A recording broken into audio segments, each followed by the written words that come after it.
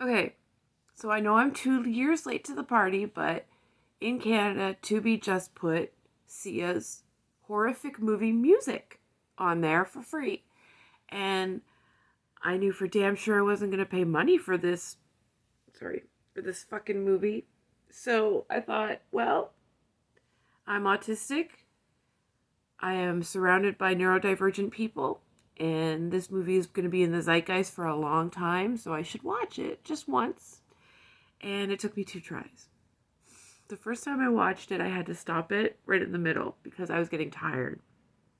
I was getting too tired and I wasn't high enough. And it was just one of the biggest nightmares I've ever watched in my entire life.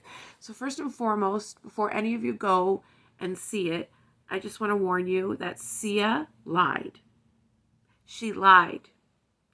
She promised that she was going to remove all of the restraining scenes, the I am crushing her with my love scenes. She promised that those scenes would be removed in every single digital copy as soon as she found out that those scenes were triggering and could potentially cause damage and loss of lives. But those scenes are still in the movie. They're still central to the movie. So she lied. Either that or Tubi just doesn't have the copy that she edited. But either way, it doesn't matter. She said it was going to be all subsequent digital and physical copies, if the physical copies exist, which I doubt, would have those disgusting restraining movement video, like parts out. No, they're still there in full and there's no trigger warning at the beginning either. It doesn't warn you about that. It doesn't warn you that there's going to be restraining scenes. It doesn't warn you that there's going to be an adult man crushing a teenage girl and literally saying, I'm crushing her with my love. God, poor Leslie Odom Jr., eh? Did he get a shaft for this one? Poor guy. Let's talk about Leslie's character. Okay, first of all, they gave this character the same last name as the actor, which is the height of laziness, first of all. And second of all, let's just talk about how this character is the mystical black man stereotype. Plus, also, he has AIDS. It is the most tone-deaf thing. In defter hands, it probably could have been handled so much better. But no, it was handled shittily. And his character is reduced to how he can help white people. And this movie is not about an autistic girl named Music. This movie is about Kazoo, her sister. And it has absolutely nothing to do with Music herself. She is only background fodder. She's literally the Maltese Falcon of this movie, which is stupid because it's her name. But she she's a prop. She's a lamp. She's nothing. She makes the plot move, and she gives Kazoo and Ebo Odom character development. She serves nothing. She gets no character development. In fact, the one friend that she possibly has gets murdered by his father the day before he delivers a service animal to her, which I don't think could actually happen. You don't just get a service animal delivered to you by somebody, least of all if that person just passed away from involuntary homicide or whatever. That, and that poor character, he obviously likes Music, wants to be her friend, wants to get to know her, but he serves as cannon fodder for the cannon fodder. It makes no sense to me how it can be justified. This movie is, hold on. And this movie has a Golden Globe nomination, by the way. So, yeah, this movie is not about Music. It's about her sister Kazoo and about how she's just out of rehab. She's on probation and she's still a drug dealer. Which, by the way, thanks, Sia, for lying to us about how you wanted to make queer characters and characters of color and things like that. You wanted them to have more than just AIDS and being a sex worker or a drug dealer. Thanks. You did exactly that. You made every queer character, like Ben Schwartz's character, drug dealer, and he's queer. He's either a drag performer or he's queer. Either way, thanks. And then Kazoo, who obviously is on the queer spectrum because she's in the community, and her haircut, and like, not gonna lie about, like, the haircut gives it away a little. And she sells drugs and she's a drug addict. Like, sure, there's no sex work mentioned, and sure, there's no queer character that has sex work, but, like, you still had queer characters peddling drugs. You still had them, like, and you see it. You cast yourself as someone who's going to buy up painkillers for Actors Without Borders, and, or what is it, like singers, whatever bullshit. You made fun of Doctors Without Borders when really all you did was point out your white privilege, your richness, and your exemption to how reality works for everybody else in this world. And, like, nothing comes of that plot, by the way. Like, Kazoo loses the drugs and so nothing happens. C was there for no reason except to stroke her own ego and make her look like a savior. It's gross. And I can't help but realize, like, when I saw that, like, I was watching this movie, I'm like, this movie is complete, like, it's masturbatory. It's like paying someone to give you a hand job, but while also giving yourself a hand job. Like, I don't understand. And, like, the depiction of autism, or, like, yeah, the depiction of, they never say autism, but it's obviously what it is. The depiction of autism in the movie, as portrayed by Maddie Ziegler, is all kinds of, like, inaccurate. And I'm sure a lot of people have made better videos about it, and I encourage you to look them up, because they are more eloquent than I am, especially when I'm not feeling well, and it's this early, or not this early, when I'm not feeling well, and you can hear the drills going in my apartment. I'm sure you're picking them up as I'm talking, but, like, all of you said it was bad. I was warned. I watched the reviews. I watched the clips. All of you said it was bad, but you didn't tell me how bad it was, to the point where two white people crash an entirely black wedding and just completely take it over for themselves. Like, did we not?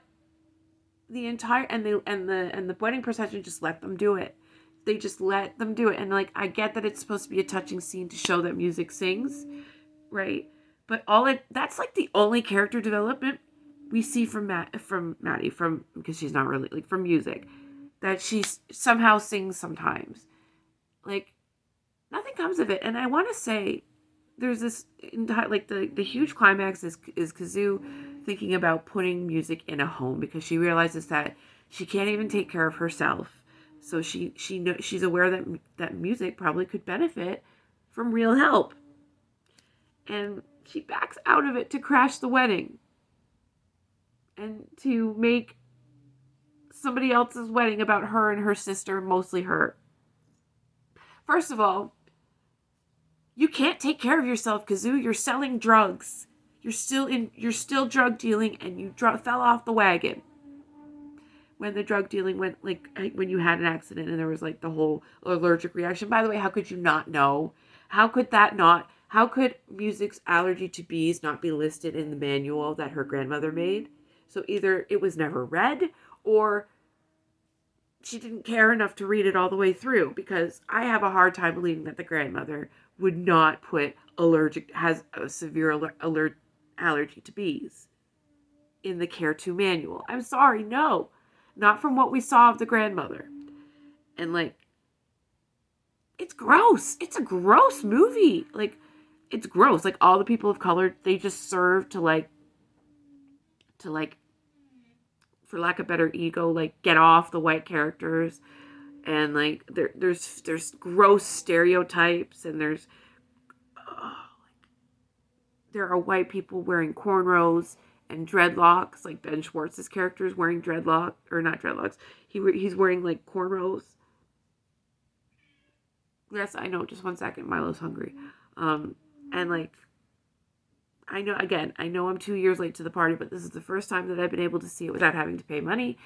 And I wasn't going to pay this bitch money, especially since she lied about everything that she said. She lied about it. She fucking lied. And there's no improvement. There's no editing. Those scenes are still in the movie, still there. There's no trigger warning. AIDS is thrown in as a plot device because the man is black and was from Africa. He casually mentions the murder of his brother like it was nothing, even though it's clearly the most important thing. We have nosy white people getting into people of color's business for no reason other than to be nosy and gross and have control. And then we see those same marginalized people of color having to kowtow and serve all of these needs that these white people have, all at the expense of their own. And that's just the racism part, the ageism, the ableism, the gross depiction of autism. First of all, I'm sorry, it doesn't matter how autistic you are. If someone is lying dead on the floor and they're your primary caretaker, you're not just going to see them and pretend like nothing is happening. I think that was one of the most insensitive scenes I had ever seen, because autistic people are highly empathetic. We are attuned to emotions, and that's why we shut down so often. It's not because we don't have emotions. It's because we can't fucking handle them all the time, and because ours are so immense and strong that we have to shut down and act like we don't have any in order to survive.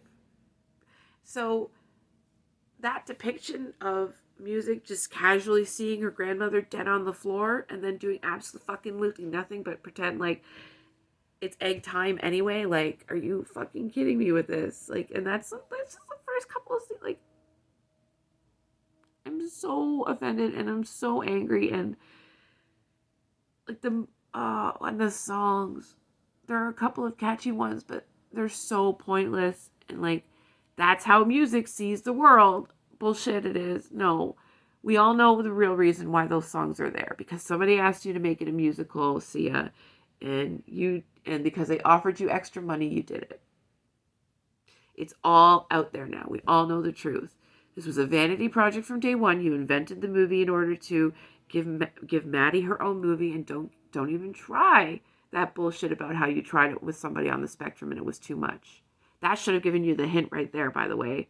If a movie is too much and it's about the person that is seeing it as too much, maybe you should do your movie in a different directions, Sia, I'm sorry, I'm a little tired. Like, different direction there, Maddie and Sia. Like, I get that you want Maddie to have a career and stuff, but you know how you wanted to protect her and keep her safe. You ruined her life with this. You ruined her career. I don't know if she'll ever be able to recover from the damage that you caused her, emotionally, physically, mentally, psychically. And the amount of damage that you did to your neurodivergent fans, especially your autistic fans, especially since your music, like your real music, like your songs, like 1,000 Shades of Fear, or is that what it's called? Yeah. And like, This Is Acting, and Some People Have Real Problems. Like, those albums really helped me get through a lot of deep and depressing and dark shit. So it's like,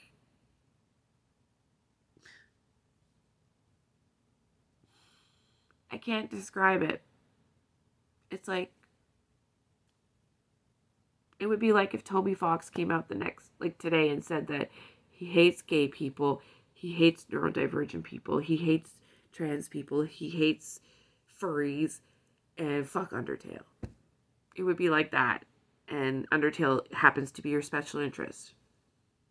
It's like your mom telling you that she never loved you and you were an accident and they were thinking about aborting you, but they couldn't afford it and it wasn't safe back then in 1983.